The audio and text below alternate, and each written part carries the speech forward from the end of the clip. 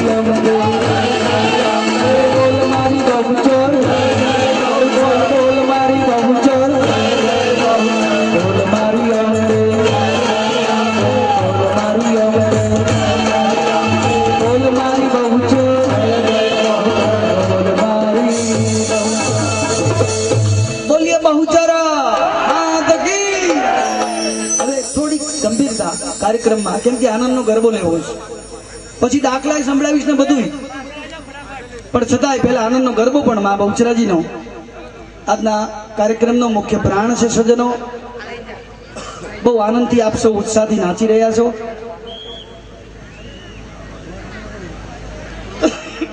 ભોલે બાબાના બે ભજન ગાવા છે. આ તો ઘણા બધા ભક્તોની ઘણી ફરમાઈશો છે. અમારે એક બેન આવ્યા છે, બેન તો આજના દિવસમાં એમ કહેવાય સિદ્ધિવિનાયક દેવસ્થાનમાં અમારા ભક્ત સમાજના એ બેન રમીલાબેન પંડ્યા પધાર્યા છે એ પણ, અને તેમની ઓળખ આપતા આનંદ થાય છે કે ભક્તો એ આપણા નરેન્દ્રભાઈ પુરોહિતના સગા બેન પાછા તાલીથી વધાવી દે અમને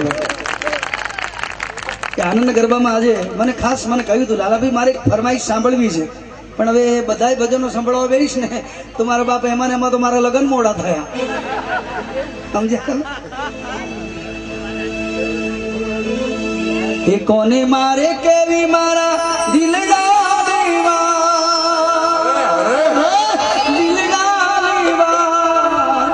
તારા વિના તો મારી કોણ મારું સાંભળે, કોને મારે કેવી મારા દિલડા મનડા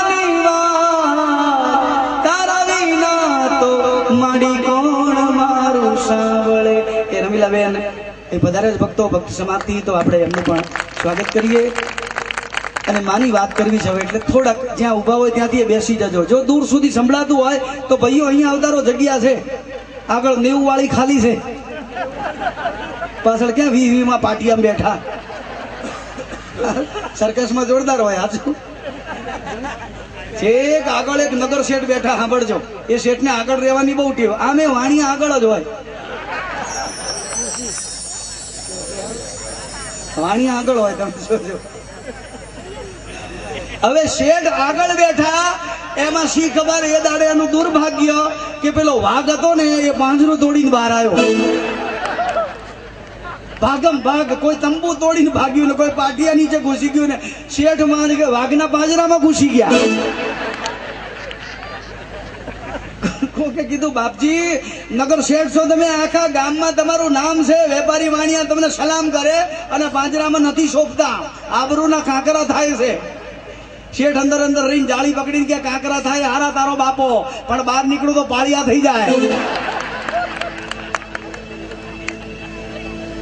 અમુક જોરદાર છે સાહેબ, તમને કહું ત્યારે આ વાતો કરવા જ આવ્યું છે ભક્તો. અને કાલી ગેલી વાણીમાં ભજન ગાવા. મેં પહેલા જ કીધું કે મારું ભજન મંડળ અને બહુ સાદગીથી અમને રહેવા જોઈએ, બહુ હાઈ પ્રોફાઇલ નથી થવું. આ દુનિયામાં મોટાની દશા બહુ ખરાબ છે. આ તમને કહી દઉં, નાના બનવામાં મજા છે. બડા બડાઈ ના કરે, બડા ન બોલે બોલ, હીરા મુખ સે ના કહે લાખ હમારા તોલ. કોદાડો હીરો ગરજી ગરજી નથી કહેતો કે હું લાખ રૂપિયાનો, હું લાખ રૂપિયા. એક માણસ જ એવો છે મારા બાપ, માણસને બહુ બહુ નુકસાન થયું માણસથી ભગવાનને. બાકી જો એને સિંહ બનાવ્યો આડો, ગધેડો બનાવ્યો આડો, ઊંટ બનાવ્યો આડો, પાડો બી આડો, કૂતરો બી આડો, સસલું બી આડું, સસુંદર બી આડું, તો એ બધા ચાલે સીધા. એક જ ઉભા વાહડા જેવો બનાવ્યો, પણ એને વારે વારે કેવું પડે હખણો રહેજે. અમુક તો સાહેબ ઉપાડો લીધા છે, માથા મેલ લીધા છે એમને, ત્રાહી મામ થઈ ગયા. બોલો, એવા એવા સવાલો કરે ને આપણે ચકરી ખાઈ જઈએ. એક જણો મન કે લાલાભાઈ દૂધમાંથી શું બને? મેં કીધું દૂધમાંથી સાહેબ દહીં બને, મલાઈ બને. મન કે મલાઈમાંથી મેં કીધું સાહેબ માખણ બને. દહીંમાં દહીં, મલાઈ, માખણ, ઘી બને. કશું ના કરીએ તો દહીં પછી છેલ્લે છાશ બને. મન કે છાશમાંથી દૂધ બને? ભાઈ હવે આમ લગભગ તો ના જ બને. મન કે આપણે બનાવી આલી ને તો નાખો પ્લાન્ટ. દુનિયામાં તો કોઈ ના બનાવી શકે સાહેબ. છાશમાંથી કોણ દૂધ બનાવી શકે? તું કેવી રીતના બનાવી શકે? મન કે છાશ ભેંસને પીવડાવી દો.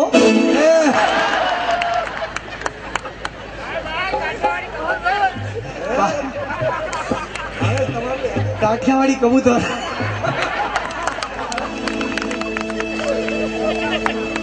તમારી આવી શાંતિ અને સાંભળવાની સાહેબ આગ્રહ છે ને તમારો, એટલે જ મારા મગજમાં બહુ નવી નવી વાતો આવશે. તમને આજે સંભળાવી જ છે. બસ નક્કી કરીને આવ્યો છું કે જ્યાં સુધી સૂર્યનારાયણ ના આવે ત્યાં સુધી આ જમીન હું નથી છોડવાનો. જો કેવા રાજી થાય છે, અહીં 80% કુંવારા છે. પરણીલા તો બચારા બોલતા જ નથી, કારણ કે એને તો હસબન્ડ,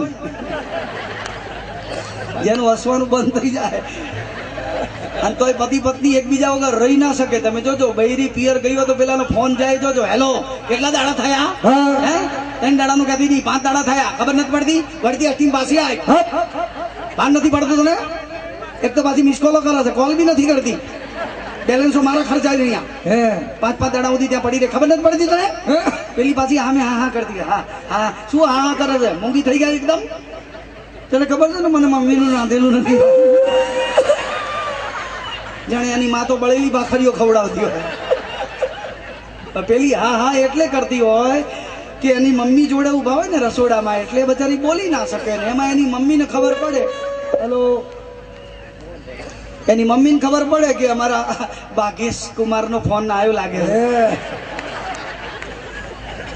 એટલે એની માં થોડી આગી જાય કે દીકરીને કઈ વાત કરવી હોય ને તો માં થોડી આગી જાય અને આટલી વેલણ બધું ઉલાડે પછી. હા શું કહેતા હતા? બોલો. ભાન નથી પડતું ને 3 ના બદલે 5 દાડા થયા ને વળતી અઠીમાં પાછી આવીને બહુ યાદ આવે છે. તો તમને એકલા જ યાદ કરતા હશો, અમે કઈ યાદ જ નહીં કરતા હોય. વાત કરો છો આજ તો બોલો અમને તમને સવારથી યાદ કરતા હતા. પાણી ભરતી હતી તો પાણીમાં તમે દેખાયા. બોલો ઘઉં વીણવા બેઠી તો ઘઉંમાં તમે દેખાયા. મગનો ડબ્બો ઢોળી ગયો તો મગમાં તમે દેખાયા. તારો તો ધણી છે કે ધનેરું છે? જ્યાં જુઓ તો તમે દેખાયા, તમે દેખાયા.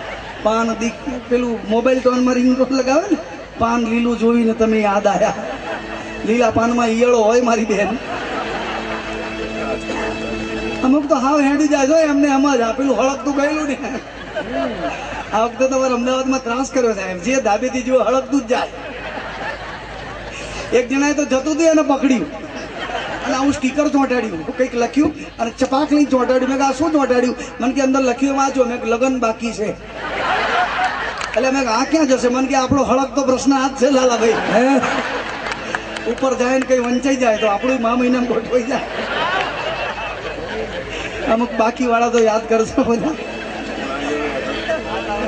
પણ ભક્તો હવે આપણે મા તરફ જવું છે અને માનો રૂડો મજાનો ગરબો આપણે ગામડે ગામડે ગાયો છે મેં અમદાવાદમાં ગાયો દેવકી મણખરોલમાં ગાયો ખાતરોસ ગામમાં ગાયો વસો ગામમાં ગાયો નડિયાદમાં ગાયો ડાકોરમાં ગાયો સિંહજમાં ગાયો મૌધામાં ગાયો દેવ નવચેતન ગામમાં ત્યાં આજુબાજુના ગામડામાં અને એમાંથી જ આપ સૌ મને અહીંયા લઈ આવ્યા છો તો એ મા બહુચરાજીના આનંદના ગરબા તરફ જતા પહેલા મા બહુચરાજીનો એ મજાનો ગરબો ભક્તો કે સંકલ પુરુષો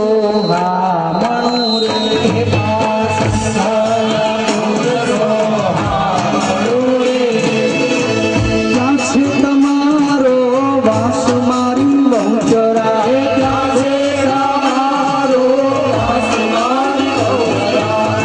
દીવા બળે મના ગણા રે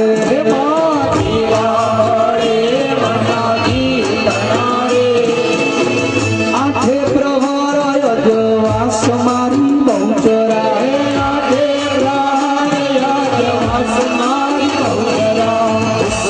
આપો ને મા બહુચરા રે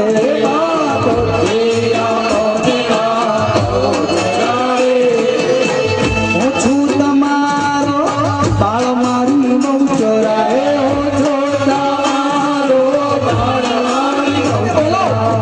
સંખલ પુરુષો રે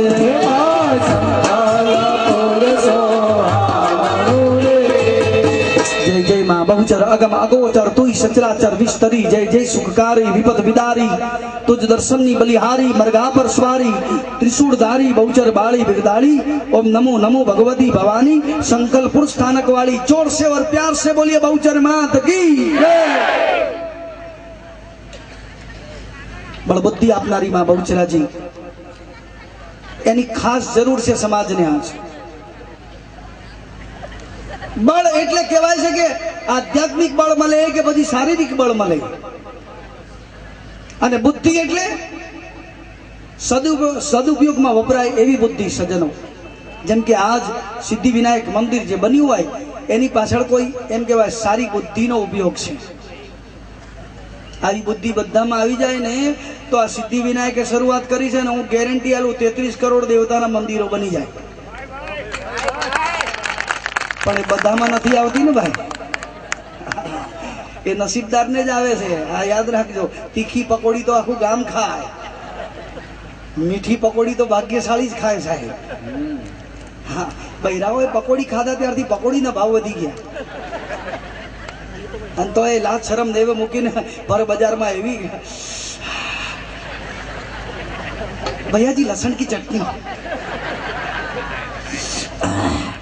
અને પછી જીભ ઉપર 64 જોગણીઓ આવે રસ્તામાં જતી હોય ને આપણે કહીએ બેન જય શ્રી કૃષ્ણ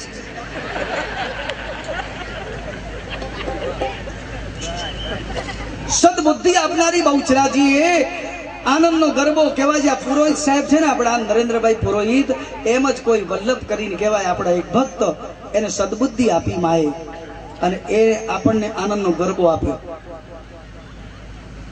આનંદનો ગરબો એટલે મેં તો અમદાવાદની અંદર જ અને આજુબાજુના ગામડામાં ઘણા લોકોને અસાધ્ય રોગ મટતા જોયા છે. જેવો રોગ હોય પણ ડોક્ટર ના પાડતો હોય કે કદાચ તને રોગ આ નહીં મટી શકે, પણ મારી માં બહુચરાજીનો ગરબો ગાતો હોય ને એનો વાળ વાંકો ન થાય. ભક્તો એ આનંદનો ગરબો છે. ધન્યવાદ તો વલ્લભને આપવા જોઈએ. આપણે કહું છું ને કે જે લોકોએ આ કર્યું છે સમાજ માટે એને ધન્યવાદ આલવા પડે. આપણે ન કરી શકીએ લો ને, આપણાથી ના થાય. મારી ગેરંટી છે. બહુચરમાં અબી હાલ મળે ખાતરત ચોકડી એકલા જતા અને સામે આવે કુકડા પર અને એમ કે માંગ તારે શું જોઈએ છે, આજ તને પ્રસન્ન થઈશું, તારે જે જોઈએ માગી લે. હું નથી માનતો કોઈ પડોશી માટે પવાલું માગે, મને આલી દે, મારી બેબીને, મારા જમાઈને, મારા છોકરાને. નહીં માં નહીં, વલ્લભ કે છે માં જગતને આપી દે.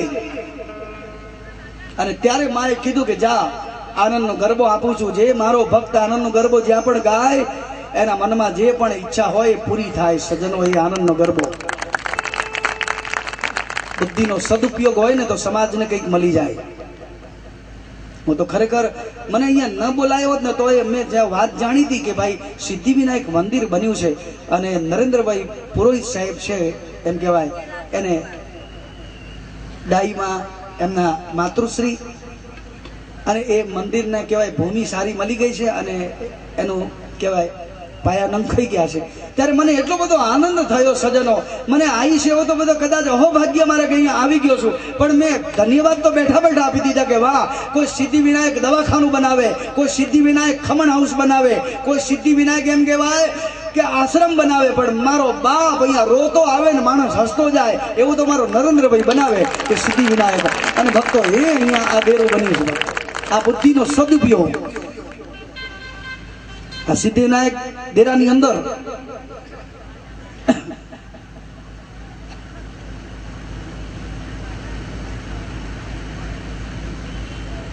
ઘણા બધા યોજનાઓ, ઘણા પ્લાન મૂક્યા છે. હું આપ સૌને વાત કરું કે એની યોજનાઓ છે